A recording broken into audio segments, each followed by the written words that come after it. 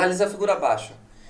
A figura mostra uma pequena bola de massa M imediatamente antes e imediatamente depois de colidir elasticamente com a cunha de massa Mzão, que é 4/3 de M, em ângulo θ de 45 graus, que por sua vez encontra-se inicialmente em repouso sobre uma superfície horizontal sem atrito.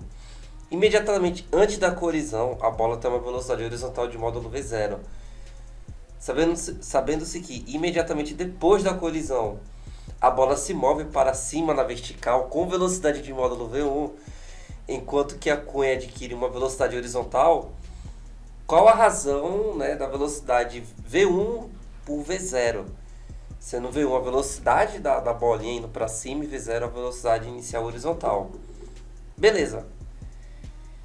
Seguinte, pelo fato da colisão ser elástica, isso aí já traz algumas informações implícitas, tá? Uma delas é que a energia cinética aí do sistema, a energia cinética do sistema se conserva.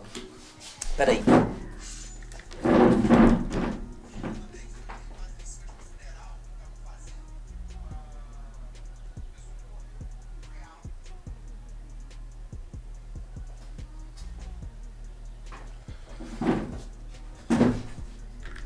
Vamos lá. Beleza, eu falei, né, que a energia cinética do sistema ela vai se conservar.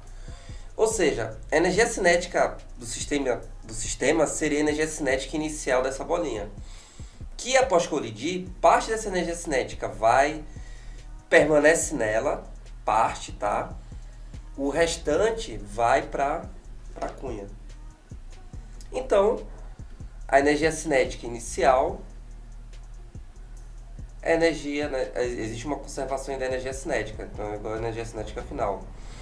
Inicialmente eu só tenho a energia cinética da bolinha, né, devido à velocidade V0, igual a energia cinética final. Bom, essa energia cinética ela se distribui para o sistema, né, pelo fato de ser colisão elástica. Então, parte continua na bolinha, mas também vai para a cunha. Que eu vou dizer, ele não disse, né? Porque isso não importa para a gente calcular essa razão, mas eu vou dizer que tem uma velocidade V maiúsculo. Então, M, V maiúsculo sobre 2. Pronto. Primeira parte está feita. Depois a gente vai desenvolver um pouco mais isso, tá? Mas assim, se eu tivesse a velocidade V, daqui já dava para encontrar. Mas a gente precisa fazer uma outra relação aqui para sumir com esse V maiúsculo aí, tá? Com a velocidade da cunha, porque não foi informado. Tá. Pelo fato de ser uma colisão, a gente vai fazer uma conservação do momento linear na direção horizontal, tá certo? Então, na direção horizontal, o momento linear, que seria a quantidade de movimento, se conserva. Ou seja, posso, já fazendo diretamente, eu tenho que M vezes V0 é igual a massa da cunha vezes a velocidade que a cunha adquire após a colisão, tá? Diretamente eu já posso escrever assim. Aí ele disse uma relação entre as massas. Posso fazer isso, então MV0 é igual a Mzão, que é 4/3 de M vezes V maiúsculo. Ou seja, veja que aqui eu vou conseguir encontrar o V maiúsculo, velocidade da cunha, em função de um dos valores apresentados. Posso dividir aqui por M. Então, eu tenho que essa velocidade da cunha é 3/4 da velocidade horizontal. Beleza? E isso aqui, simplesmente, eu vou usar lá na primeira equação. Bom, vou multiplicar tudo por 2 para tirar esse 2 aí da fração.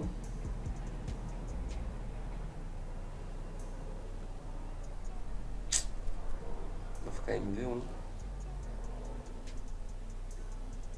Mzão, V ao quadrado. Ó, fazer isso aqui ao quadrado. 9 sobre 16.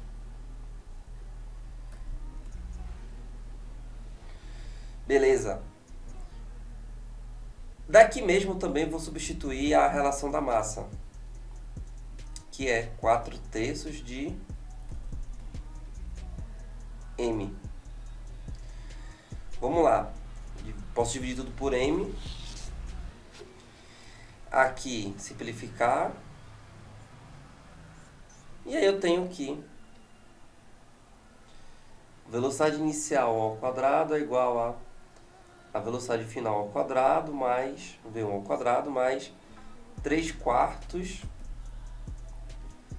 da velocidade inicial ao quadrado. Beleza, tá quase pronto. Vou dividir tudo por... Aliás, vou multiplicar tudo por 4. Então, 4, velocidade inicial ao quadrado, 4V1 ao quadrado mais 3 vezes 0 ao quadrado. Daí eu... Bom, passar ali pro lado esquerdo. Agora é só manipular aqui até eu fazer V1 sobre V0, né? Tá 90% pronto. Agora é só desenvolvimento algébrico mesmo, porque o mais importante aqui do problema é saber que numa colisão elástica a energia cinética do sistema vai se conservar. Pronto, aí a gente monta a equação, mas aí a gente vê que fica faltando alguma coisa para completar. E aí a gente também tem que conhecer a conservação do momento linear para poder usar aí e achar uma relação, né? Brincar um pouco com as equações até chegar no que se pede,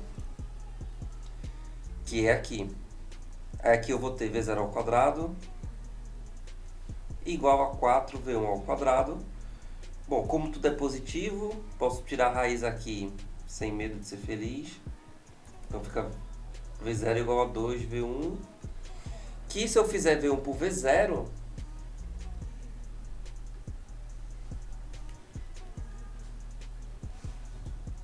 se eu fizer V1 por V0, dá 1 meio.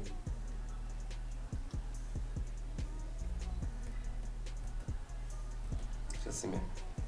Letra B.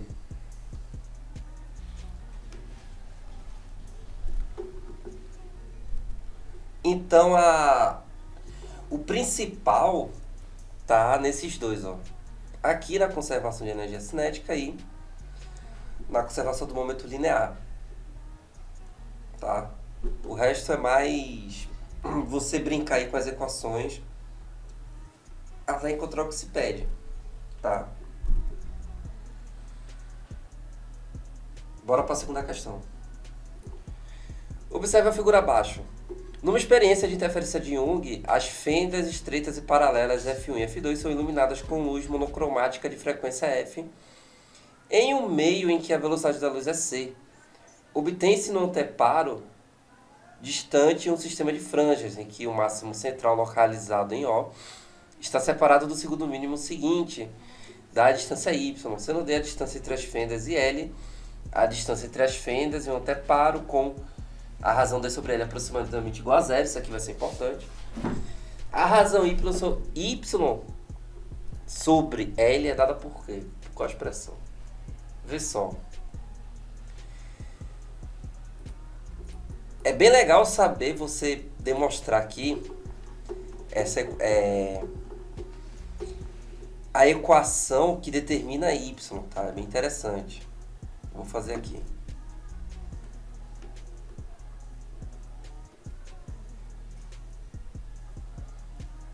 As fendas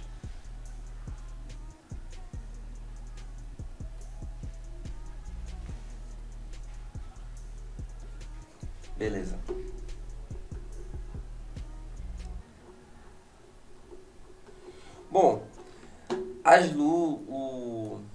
a luz que chega aqui ela vai estar em fase. Isso é importante.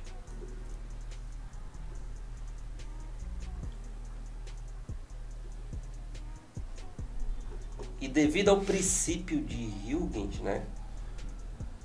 Cada frente de ondas vai se comportar como uma nova fonte de onda. Por isso que vai acontecer isso aqui. Eu não vou entrar em muito detalhe aqui, porque senão vai virar uma aula aqui e tem muita coisa para explicar.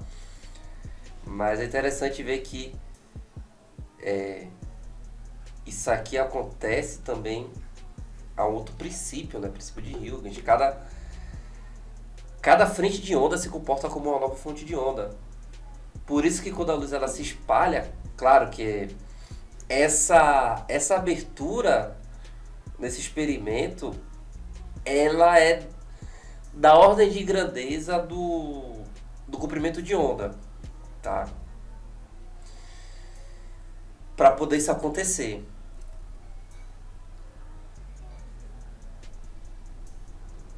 Bom, a distância D entre... E é importante também perceber como isso aqui foi importante para o rumo da física, né? Porque isso aqui é um efeito puramente ondulatório, mas que também acontece para as luzes.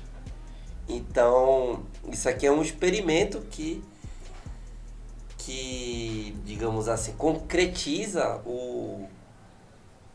é um dos experimentos fundamentais para a teoria onda-partícula da luz.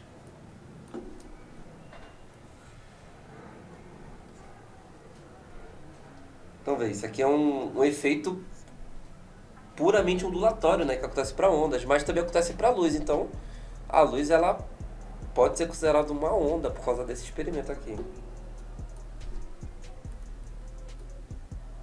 Tanto é que sofre interferência, uma característica de ondas também, né? Enfim, vamos aqui para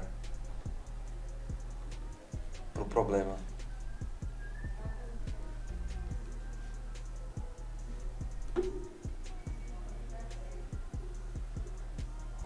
Tá. A gente vai fazer o seguinte. Esse y ele determina a distância entre o máximo central e um ponto aí que vai ocorrer ou um ponto claro ou um ponto escuro. A gente vai ver do que isso vai depender. Então eu tenho a distância L. Esse L, importante notar que esse L ele é muito, muito maior. A distância entre os antepares é muito maior do que aquele D ali, que é a distância entre as fendas, tá? Como isso acontece, esse L é muito, muito, muito maior que aquele D, a distância entre as fendas, a gente vai poder fazer uma aproximação. Que aproximação seria essa? A gente pode considerar que, ó, aqui eu tenho a direção, tá? Da luz. E essas duas são as direções, tá? Essa aqui foi uma reta suporte aí que a gente faz para poder ajudar. A gente pode considerar que essas três são paralelos, tá? Elas estão praticamente andando lado a lado. Porque L é muito, muito maior que D. Então, ó, aí isso vai permitir a gente fazer o seguinte. Vou dizer que aqui seja um ângulo θ, assim como aqui, tá? Então, vê.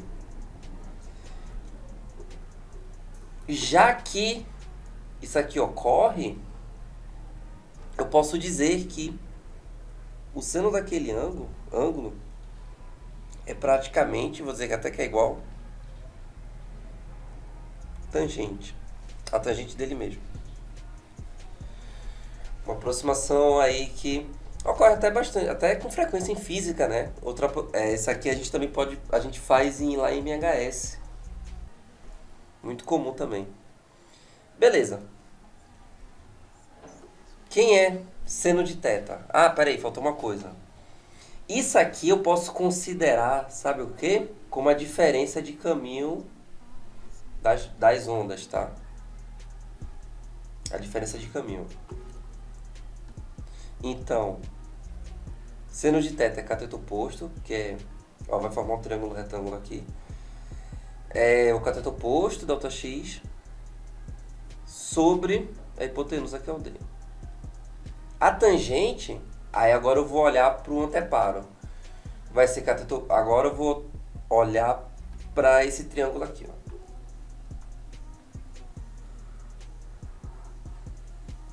Tá vendo? Então vai ser cateto oposto sobre cateto adjacente, que é o L. Bem fácil, né? Não é nada muito difícil. Cateto oposto sobre o cateto adjacente. Beleza. Esse Δx, ele é a diferença de caminho. Então, Δx é igual ao quê? É igual a dy sobre L. Ele quer a razão y sobre L, tá? Então, a gente nem vai mexer nisso. Mas, Δx praticamente é o número inteiros de meios comprimentos de onda. Como é que é isso? K lambda sobre 2 igual a dy sobre L. Bom, é o seguinte, como a onda ela sai das duas fontes em fase, em concordância de fase, eu tenho que, ó, vou até escrever aqui. As ondas, no caso eu estou falando separadamente, né, porque eu estou considerando uma onda aqui e outra aqui. Então, as ondas estão em concordância de fase.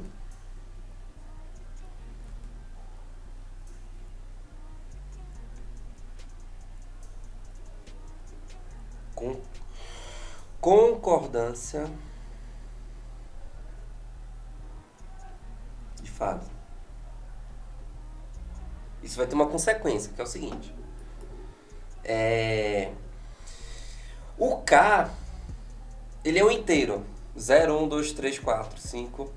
E é o seguinte, quando o K ele for o número par, já que tem concordância de fase, ou seja, se a diferença de caminho entre as ondas for um número par de meios comprimentos de ondas, significa que vai ocorrer interferências construtivas. Elas vão se somar, tá? E aí a gente vai ter pontos claros.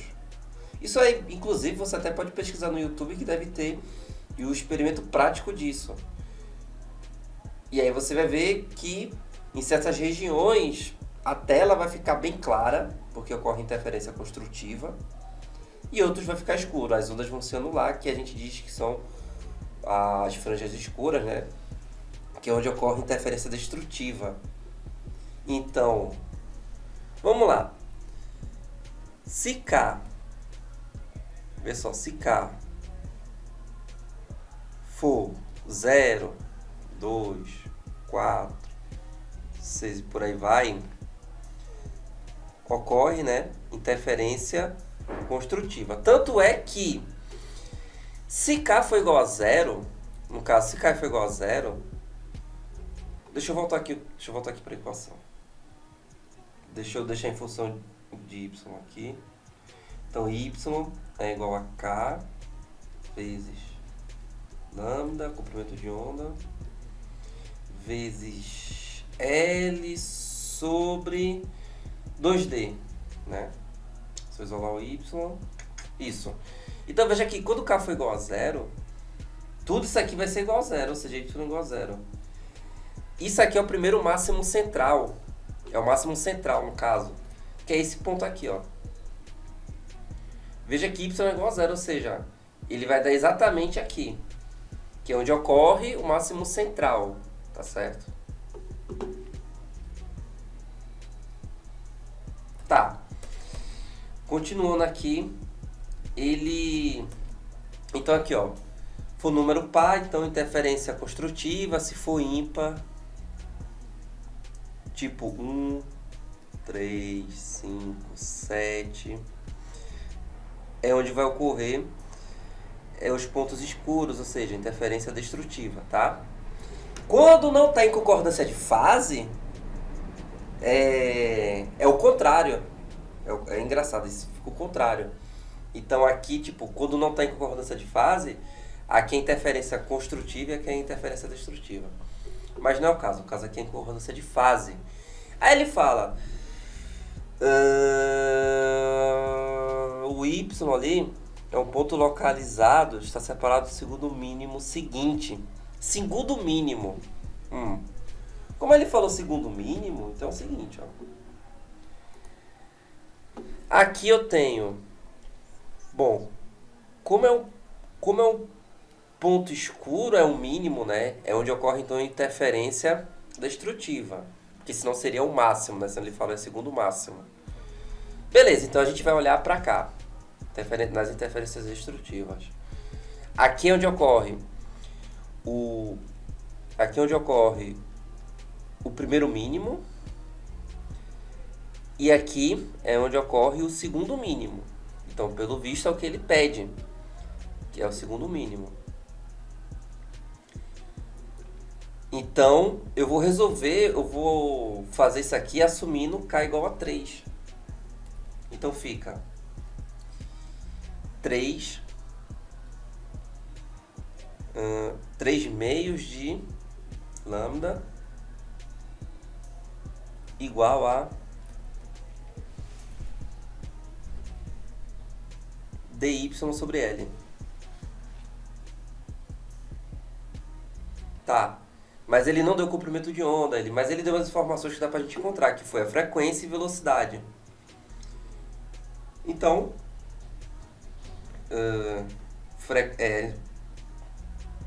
a equação mais fundamental de ondulatória, velocidade da luz é comprimento de onda vezes frequência.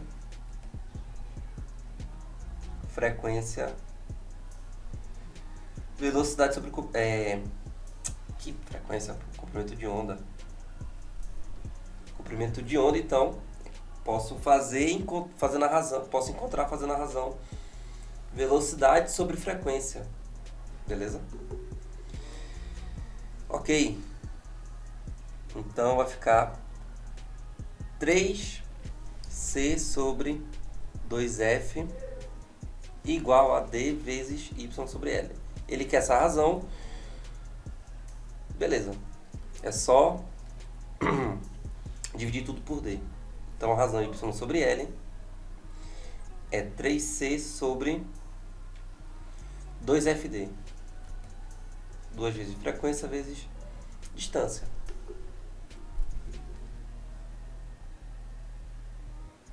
Três C, 2fd. Letra C.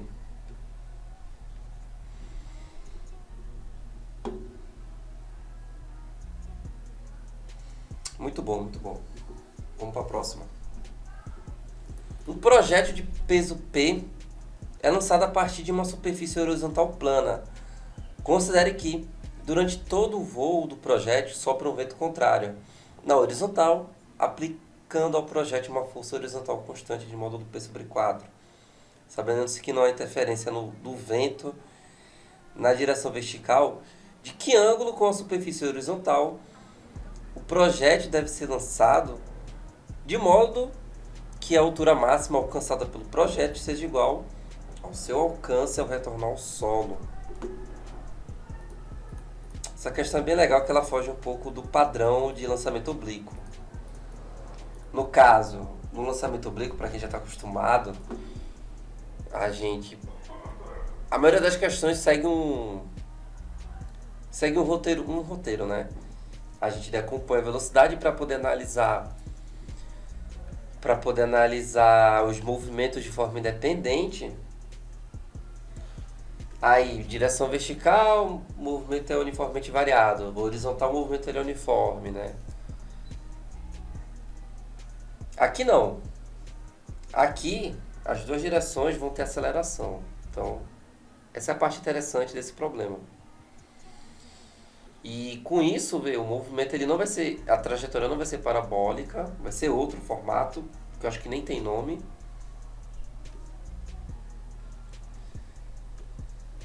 Então vamos lá.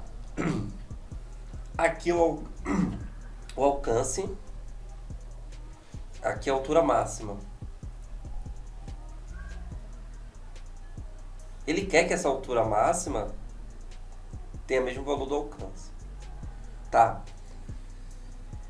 O objeto ele vai ser lançado segundo o ângulo θ, que é isso que ele quer. Então vou fazer até de azul, vou fazer de outra cor, porque é isso que ele quer, tá? Então, mesmo, a gente vai continuar seguindo aquele raciocínio, aquele roteiro. Analisar os movimentos de forma independente, na direção vertical e na direção horizontal. Vamos começar pela direção vertical. Então, VY, VX, padrão, né? Padrão FIFA. Tá. Na direção vertical, vou até dividir aqui. Na direção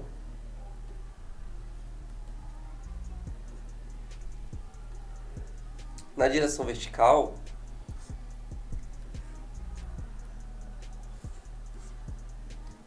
continua sendo igual a todas as outras questões clássicas, né, de lançamento. Continua sendo em 1000V. Novamente, a gente vai analisar de forma independente. Então, só vou analisar a direção vertical, né, a gente analisa ignorando o outro movimento. Então vamos lá. O tempo total de voo que eu vou precisar, porque para a gente poder encontrar o alcance, eu vou precisar do tempo. Tá? Então, é igual em todas as outras questões. Bom, vou usar a equação horária da velocidade. No ponto máximo não tem velocidade, né? Na altura máxima, então a velocidade final é zero. Velocidade inicial VY menos G vezes o tempo de subida, tá? O movimento ele é retardado. Então o tempo de subida VY sobre G. Acontece que o tempo total, o mesmo tempo de subida é o mesmo tempo de descida. Então o tempo total 2 vezes o tempo de subida, ou seja, 2 vezes VY sobre G. Tranquilo? Se eu ganhasse R$1 para cada vez que eu deduzir isso aqui, tava milionário. Olha só. Para R$1 para cada vez que eu já fiz isso aqui, pelo amor de Deus. Agora, vamos encontrar que altura máxima é essa. Por Torricelli. Eu poderia usar a equação horária da posição, poderia, mas dá mais trabalho. Então, Torricelli, né? Velocidade final 0 ao quadrado, velocidade inicial ao quadrado, menos 2 vezes a aceleração, que é o próprio G, a distância. Então, essa altura aqui, ó, lembra que é o alcance, dada a condição do problema, é igual a VY ao quadrado sobre 2G. Ok.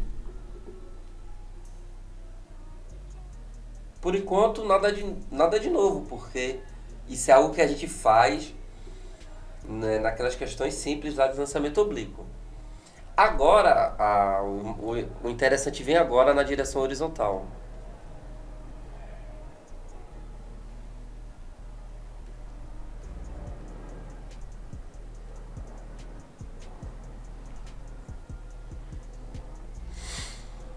O interessante vai vir agora. Por quê?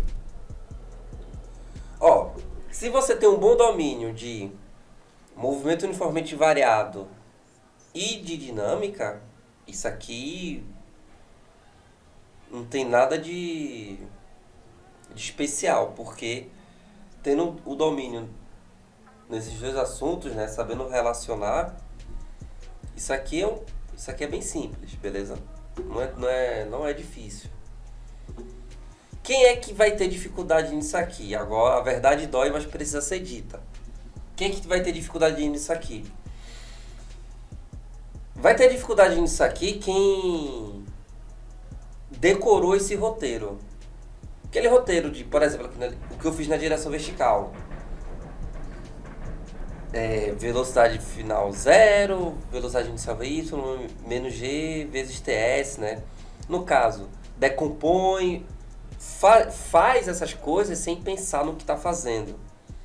Faz já porque decorou um roteiro, porque viu aí várias resoluções, acabou vendo 1 milhão de vídeos e todos eles, né? O professor faz isso aqui e a pessoa acaba memorizando, porque realmente é um roteiro, tá? E aí a pessoa às vezes faz sem pensar. E aí quando vem algo diferente, a pessoa não sabe como lidar com essa coisa diferente, né? E aí acaba tendo dificuldade. Por isso que é importante você entender cada passo que você toma durante uma resolução. O porquê, entender todos os motivos por trás de você estar escrevendo aquilo e não simplesmente faz porque sim, porque foi o que viu numa resolução, foi o que viu no livro, tá? Então é o seguinte, vamos lá. Isso não serve só para essa questão, tá? Isso aqui é caso geral. Isso que eu falei é para qualquer assunto. Então, vamos lá, voltar aqui para na direção horizontal. Vê só. Agora, eu vou ter uma aceleração. Inicialmente, assim, quando eu fiz na direção vertical, eu estava lidando com essa aceleração aqui, que é a aceleração da gravidade, por conta do peso, né? Aceleração gravitacional. Acontece que nessa direção também vou ter. Agora, que valor é esse? Bom, quando eu tenho a bolinha, vamos dizer que pegar um momento que esse projétil está aqui, tá? Bom, então a gente tem duas forças. A gente tem o peso e tem o peso P, né? Mas o peso a gente sabe que é M vezes G. E vai ter uma força também aqui, agora para a esquerda, de módulo P sobre 4, ou seja, mg sobre 4. A quarta parte do peso. Bom, a gente sabe que a força resultante nessa direção é o peso, né? Então, a gente faz mg, força resultante, é igual à segunda lei de Newton, né? Massa vezes aceleração, corta a massa, e a gente encontra aqui G igual a A. Por isso que a aceleração na vertical é a aceleração na gravidade, e veja que não depende da massa. Ou seja, é uma coisa que a gente aprende, né? Que a aceleração é igual independente da massa. Beleza. Agora, nessa direção aqui, ó, na direção horizontal, eu também vou ter uma força resultante. Bom, força resultante, que vai ser mg sobre 4, é igual a massa vezes a aceleração. A massa soma, então, essa aceleração é igual a 1/4 de g. Então, veja, eu tenho uma aceleração para cá, que vale g, e a aceleração na horizontal é g sobre 4. Lembra que, segundo a lei de Newton, se você analisar da forma vetorial, força resultante é igual a massa vezes a aceleração. O vetor força resultante tem a mesma direção em sentido que o vetor aceleração, porque isso aqui é um escalar positivo.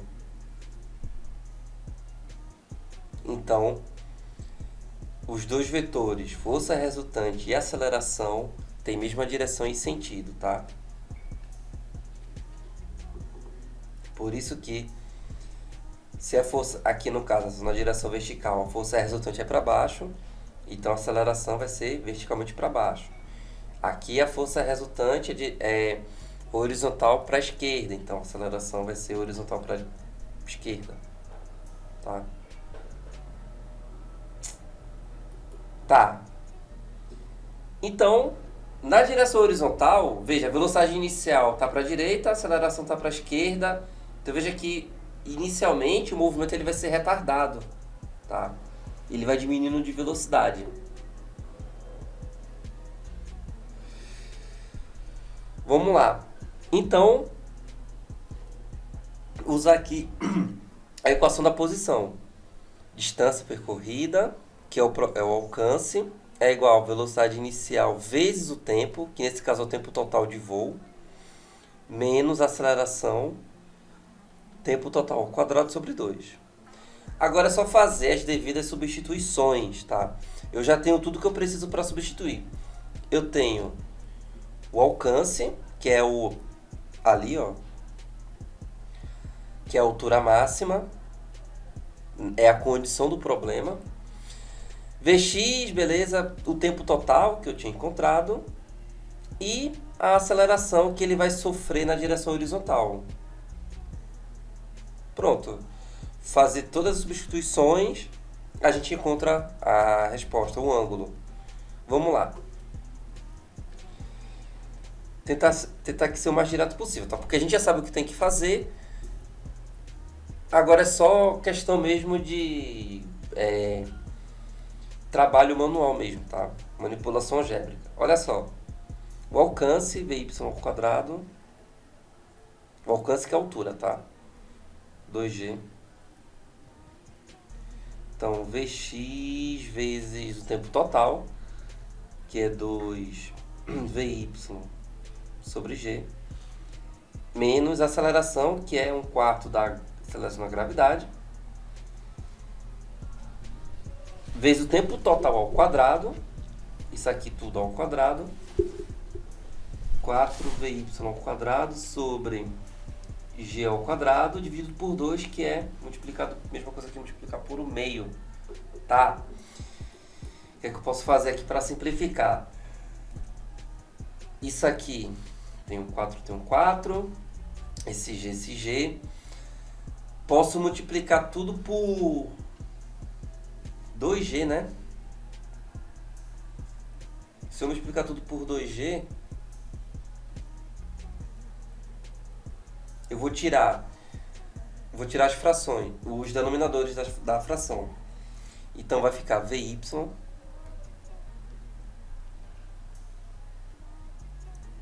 igual a, por 2G aqui, corto o G, vai ficar 4 vezes Vxvy. Tá, e aqui? Aqui fica, esse 2 corta também, né? Quando eu multiplicar por 2G, o G ali embaixo fica Vy menos Vy ao quadrado, beleza? Daí, eu posso passar isso para o outro lado para somar.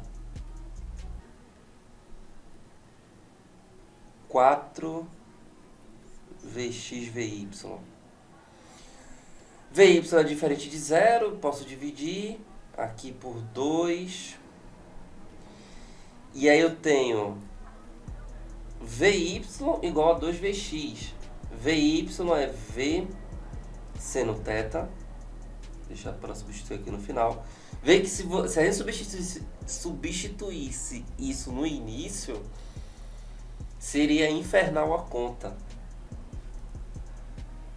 2 vezes V cosseno θ. A conta já é um pouco grande, né? Já tem muito termo. Imagina com seno e cosseno. V por V. Dividir tudo por cosseno, aqui vai ficar, né? Aqui vai ficar tangente. Então, a tangente desse ângulo que é o que se pede, a tangente desse ângulo é igual a 2. Colocando isso na notação de função inversa, esse θ é arco tangente de 2. Ou seja, é um ângulo tal que sua tangente vale 2.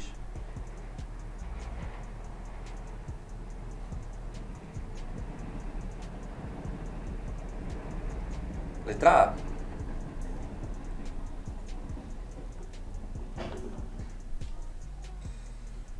Questão 4.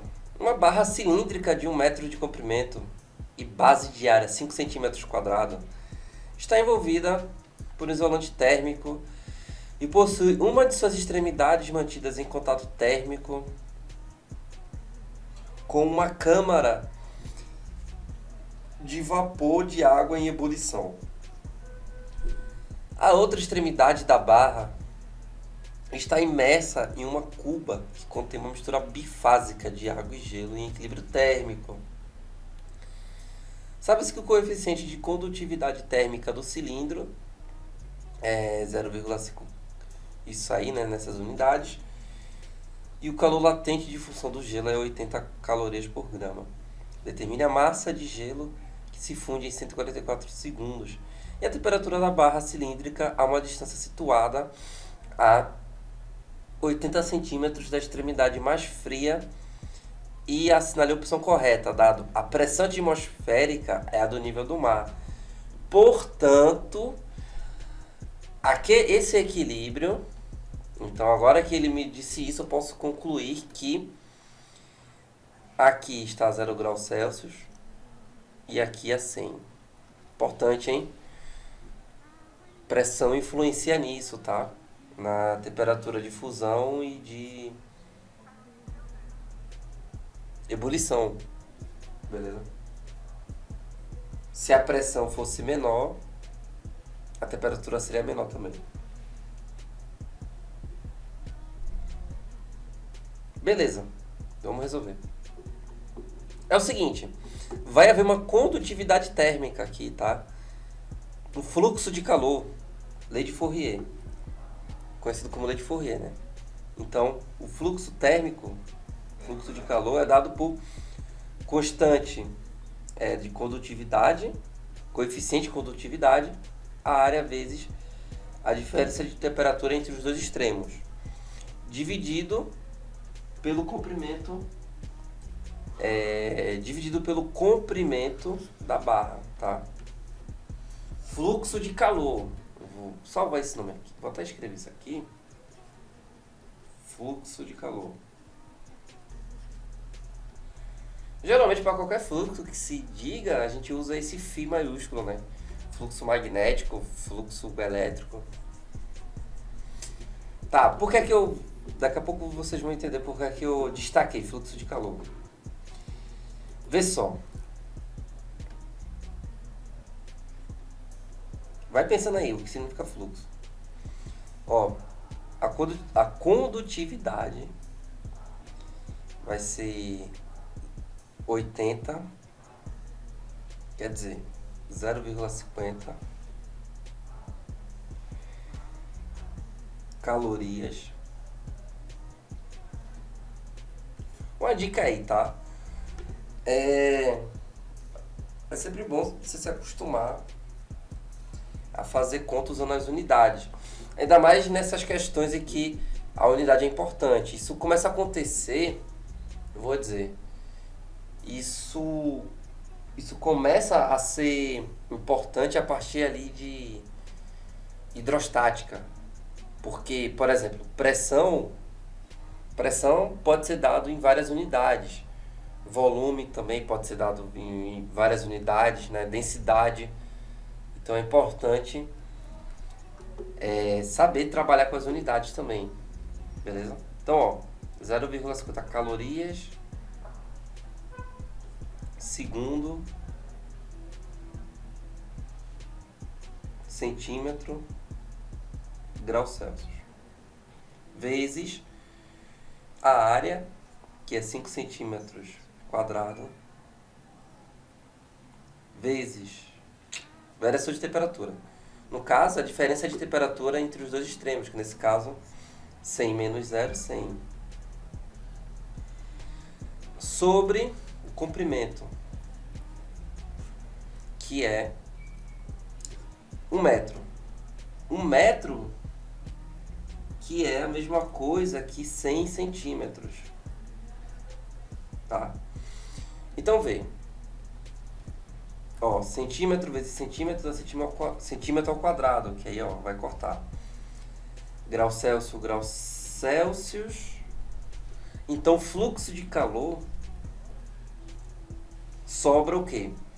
Caloria por segundo. Então, vamos multiplicar aqui, ó. Ah, o 100 corta com 100 também. Então, isso aqui vai dar o quê? 2,5. 2,5 o quê? Calorias por segundo. Então, isso é o fluxo. Ele me diz... Então, essa razão, ela me diz o quanto de caloria está passando a cada segundo. Basicamente, né, a energia passando por unidade de tempo. Nesse caso, a cada 1 segundo passa 2,5 calorias, tá? Ou seja, aqui ele recebe, né, 2,5 calorias a cada segundo. É passado ali pro onde tem água e gelo. Tá certo? Então, fluxo de calor é a mesma coisa que o calor transferido por intervalo de tempo. Tá certo? Então, beleza. Determine a massa de gelo que se funde em 144 segundos. Eu tenho uma razão, então é só multiplicar pelo tempo. Veja. Então, por essa equação aqui, ó, por essa relação, eu posso dizer que o calor transferido é o fluxo vezes o intervalo de tempo, tá? É só multiplicar pelo tempo, então vai ficar 2,5 vezes intervalo de tempo, 144. Ou seja, o calor total nesse intervalo de tempo que o gelo recebe é de, se eu não me engano, isso aqui dá 360.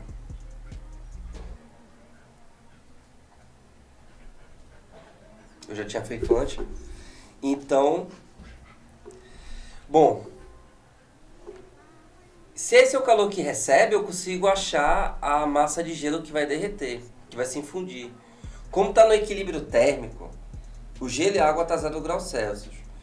Então, qualquer quantidade de energia que esse sistema receber, essa energia vai ser para o gelo, tá? Vai ser para fundir todo o gelo. Então, esse sistema ele só vai aumentar de temperatura, vai passar para 1 grau Celsius, quando tudo se transformar em água, de uma forma simplificada, né? Falando aqui de uma forma simplificada, então, só vai haver aumento de temperatura quando tudo tiver água. Todo o gelo se transformar em água, tá? Mas enquanto isso não ocorre, qualquer acréscimo de energia vai ser para fundir uma certa quantidade de gelo, tá? Vamos ver que quantidade é essa.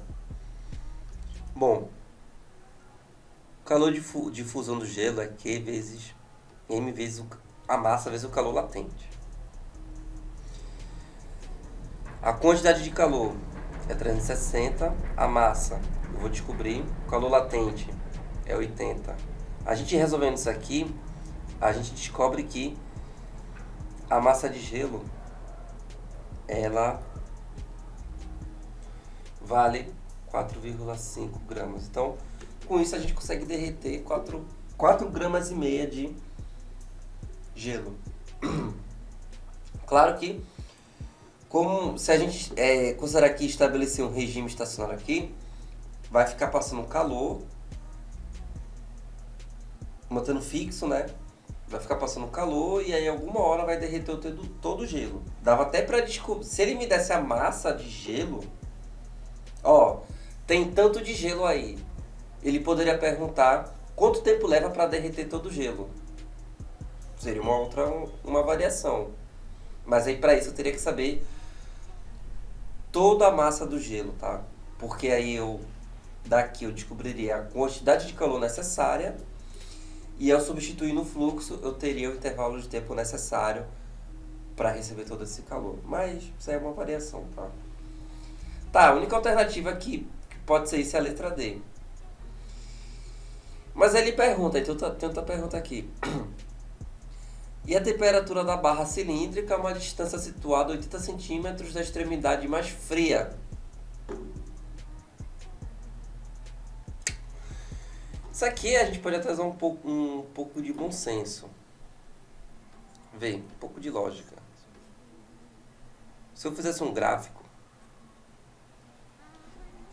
de comprimento por temperatura, esse gráfico seria assim. De uma função afim. Não, função afim não. Tem um nome mais específico ainda, uma função identidade. Tá? Seria de uma função identidade. Ó. Por quê? Vou assumir que aqui é 0, tá? E aqui, como é 1 metro, então aqui é o 100 centímetros. Então essa reta seria assim. Então, na posição de 100 centímetros, ó, esse comprimento está em centímetros, temperatura aqui em graus Celsius, tá a 100. Aliás,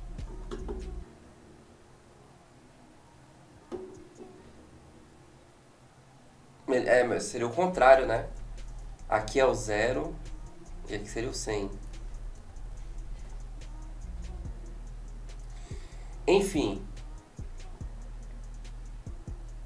É isso mesmo. Tem que ser o 0 para ficar de acordo com o gráfico que eu fiz, aqui tem que ser 0 e aqui tem que ser a posição 100.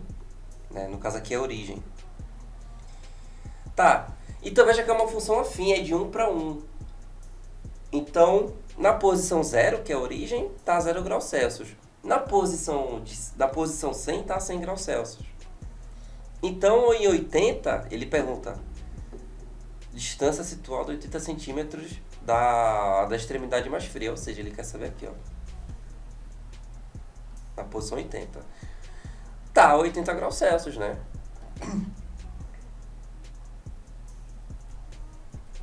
Então, ali na posição 80, está a 80 graus Celsius. Na posição 20, tá a 20 graus Celsius. E por aí vai. De 1 para 1 é uma função... Tem até o nome para essa função, tá? É o gráfico de uma função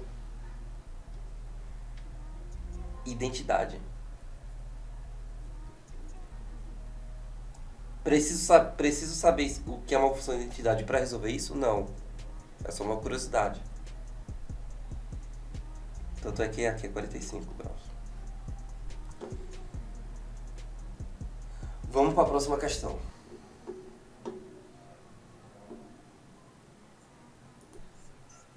Questão 5. Uma máquina térmica recebe calor de uma fonte quente com a temperatura de 927 graus Celsius e dissipa calor para uma fonte fria a 27 graus Celsius. Sabendo que a taxa de calor recebido é de 100 kJ por segundo e que o seu máximo rendimento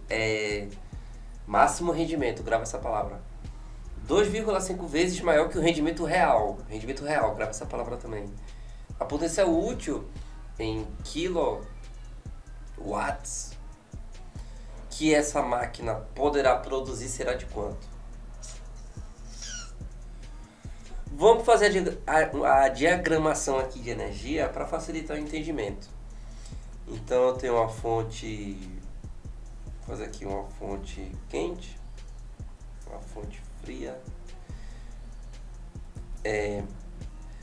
A fonte quente que está uma temperatura de, vou chamar de T1, 927 graus Celsius, corresponde a 1200 Kelvin. A fonte fria está a 27, corresponde a 300 K. Aqui recebe uma quantidade de calor Q1.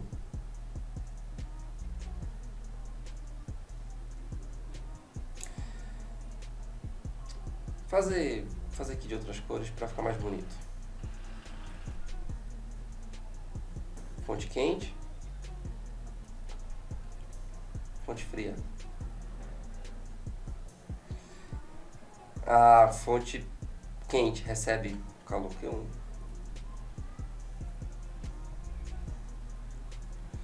Beleza. Aí ele, no caso, ele recebe uma taxa. Ele deu a taxa de calor recebido, tá? Ele não deu valor absoluto, ele deu uma taxa, ó. Recebe 100 kJ a cada segundo. Beleza, mas vamos deixar esse Q1. Vamos deixar dessa forma, Q1. Tá, a gente sabe que parte vai ser rejeitado para a fonte fria. Uma quantidade de calor Q2. E aí, outra é rejeitada para realizar trabalho, tá? Diagramação de energia aqui desse sistema termodinâmico. Beleza, agora a gente vai começar a brincadeira. Pela conservação de energia... deixa eu anotar uma informação relevante aqui. O máximo rendimento, que eu vou chamar de N, é 2,5 vezes maior que o rendimento real, que eu vou chamar de R. Tá.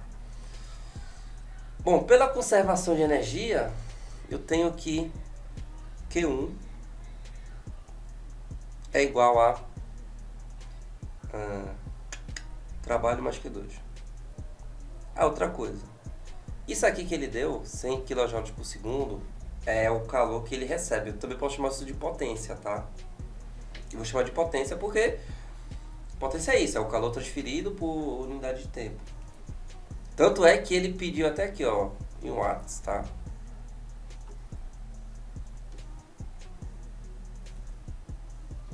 Bom, então eu tenho que o trabalho é igual a Q1 menos Q2. Por que eu fiz isso?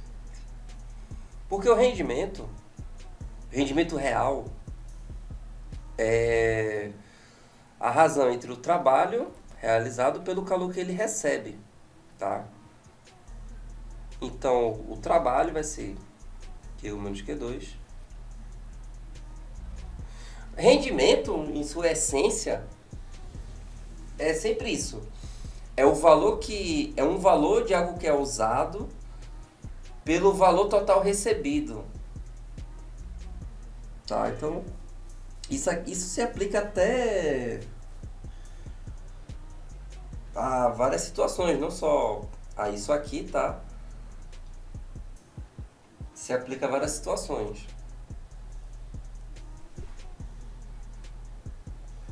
Do mundo real. Sobre o Q1?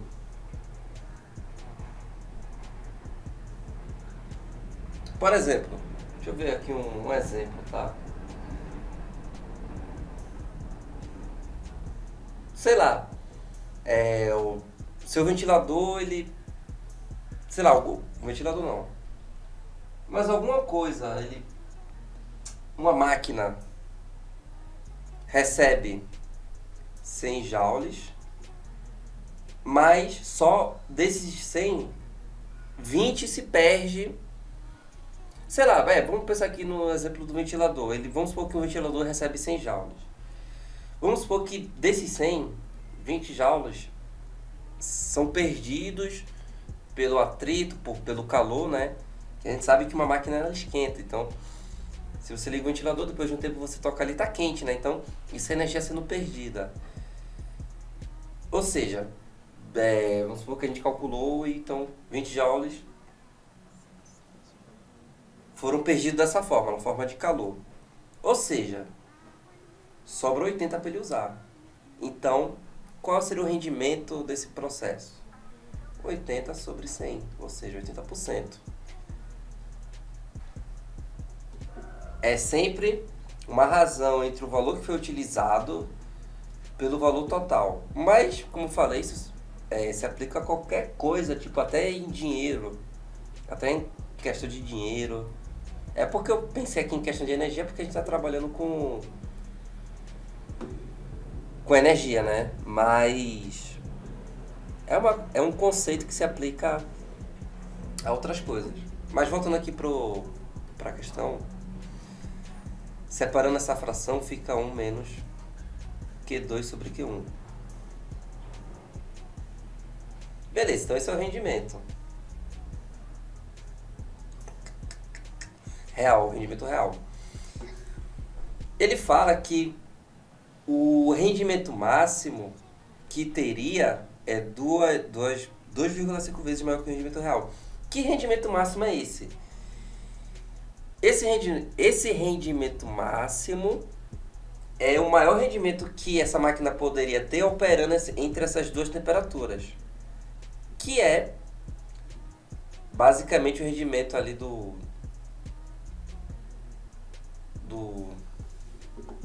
ciclo de Carnot, né? Então, esse rendimento máximo a gente calcula dessa forma aqui. A gente usa as temperaturas. Então, ficaria 1 menos T2 sobre T1, tá?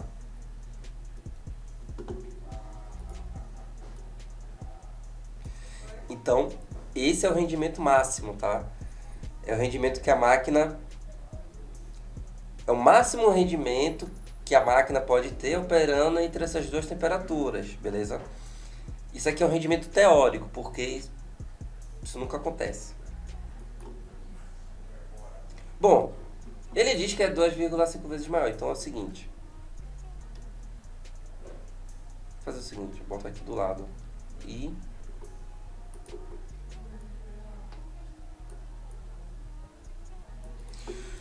beleza. Ele falou que esse rendimento máximo é 2,5, que é a mesma coisa que 2,5 é 5 sobre 2, né?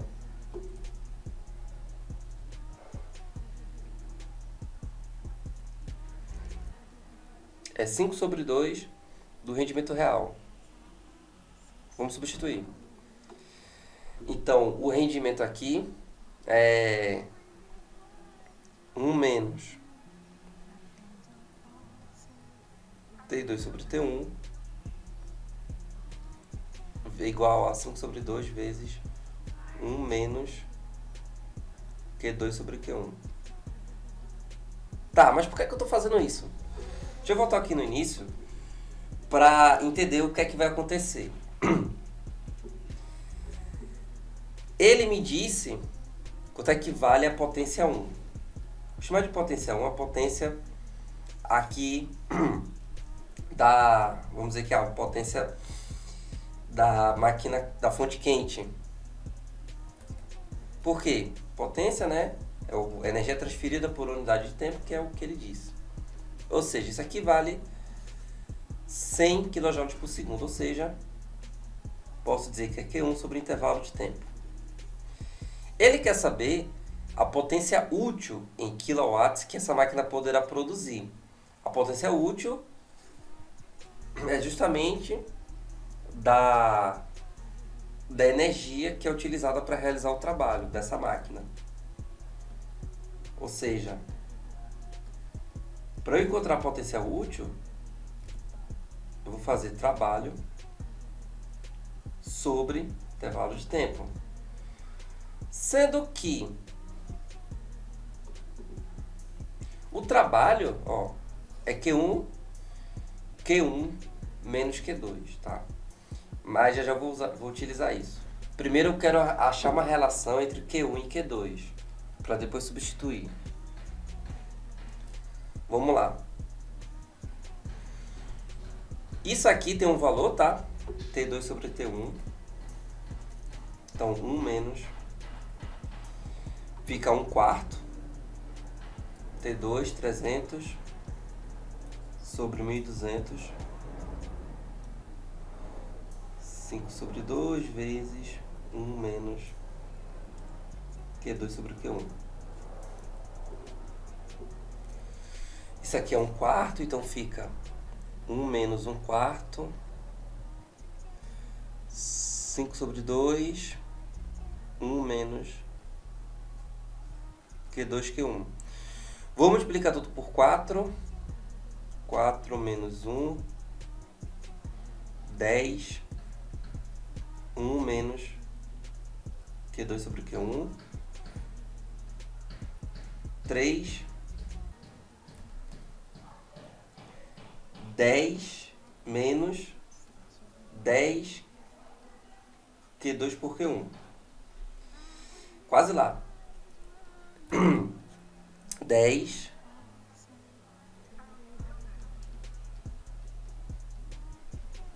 10Q2 sobre Q1 é igual a 7. Então, Q2 é 7Q1 sobre 10. Tá. Agora tudo vai fazer sentido. Por quê? Lembra que eu falei que a potência útil é o trabalho pelo intervalo de tempo? Potência útil vai ser o trabalho, que é... Peraí, deixa eu fazer devagarzinho. Ó, o trabalho é Q2 menos Q1 sobre o intervalo... Eita, Q1 menos Q2, né? Q1, Q2. Sobre o intervalo de tempo. Se eu dividir aqui, separar, vai ficar Q1 sobre intervalo de tempo menos Q2 sobre intervalo de tempo. Acontece que Q1 pelo intervalo de tempo é a potência 1 menos... Ó, calma. Vou trocar isso aqui por o Q2 pelo que eu encontrei. Q1 sobre intervalo de tempo menos Q2. Quem é Q2? 7Q1 sobre 10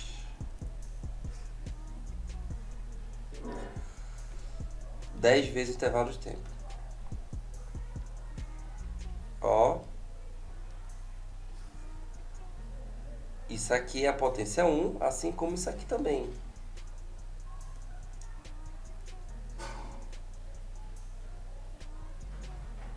Que eu tinha feito, tá? Ou seja, a potência útil vai ser potência 1 menos 7 sobre 10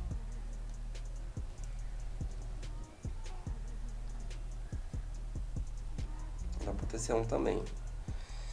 Tá, resolvendo isso aqui, né, vai dar 10 menos 7, 3, potência 1 sobre 10, pronto. Essa potência 1 vale 100 kJ por segundo. Então, 3 sobre 10 vezes 100 kJ por segundo. Que vai dar 30. Bom, joule por segundo é watts, tá?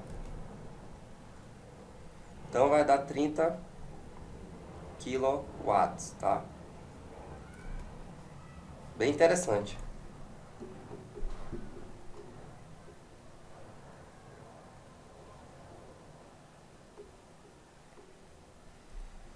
Letra A.